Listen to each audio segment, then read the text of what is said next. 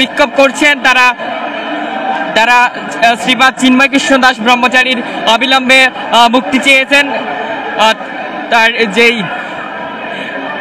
তারা অনেকে অভিযোগ করছেন গতকালকে তাকে উনি যেহেতু ভেজিটেরিয়ানস, তাকে নিরামিষ খাবার পর্যন্ত নিয়ে যেতে দেওয়া হয়নি, তাকে ওষুধ পর্যন্ত খেতে দেওয়া হয়নি বলে তার যে সেক্রেটারি রয়েছেন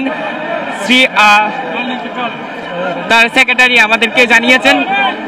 এবং চট্টগ্রাম আদালতে সকাল থেকেই কয়েক হাজার সনাতনী জড়ো হয়ে এখানে বিক্ষোভ প্রদর্শন করছেন। তারা বলছেন এক দফা এক দাবি, অর্থাৎ চিন্ময় প্রভুর অবিলম্বে মুক্তি চান। চিন্ময় প্রভু যে তারা বিগত 5 তারিখের পর সনাতনীদের যে 8 দফা দাবি, সেই 8 দফা দাবি নিয়ে বিভিন্ন জায়গায় বিভিন্ন বিভাগীয় শহরগুলোতে তিনি মহাসমাবেশ করেছিলেন। তিনি সনাতনীদের ঐক্যবদ্ধ হওয়ার জন্য ডাক দিয়েছিলেন।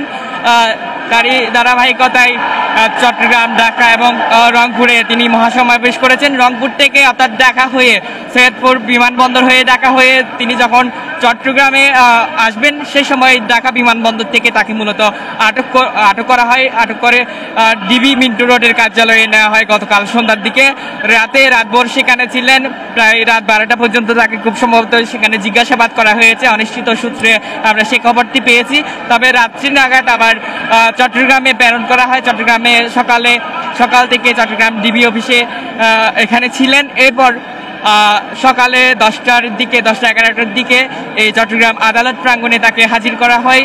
এরপর শুনানি হয়। প্রথম দফায় শুনানিতে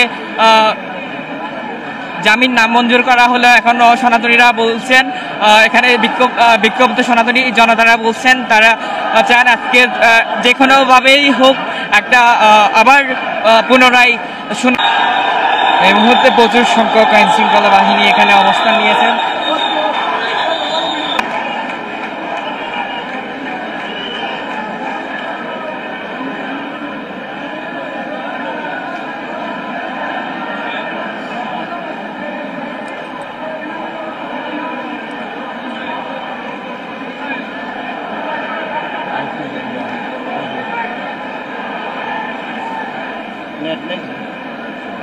সনাতনী সাধু সন্ত থেকে শুরু করে সাধারণ যেই সনাতনী রয়েছে সবাই ওনার নিঃশর্ত মুক্তির দাবি জানিয়েছেন। এবং ওনাকে যেই গ্রেপ্তারের বিষয় হয়েছে, সেই গ্রেপ্তারের প্রেক্ষিতে তারা তীব্র নিন্দা জানিয়েছেন। একজন সনাতনী জামিন মঞ্জুর না করছে ততক্ষণ পর্যন্ত চট্টগ্রাম আদালত প্রাঙ্গণে তারা অবস্থান কর্মসূচি পালন করবেন বলে আমাদেরকে জানিয়েছেন।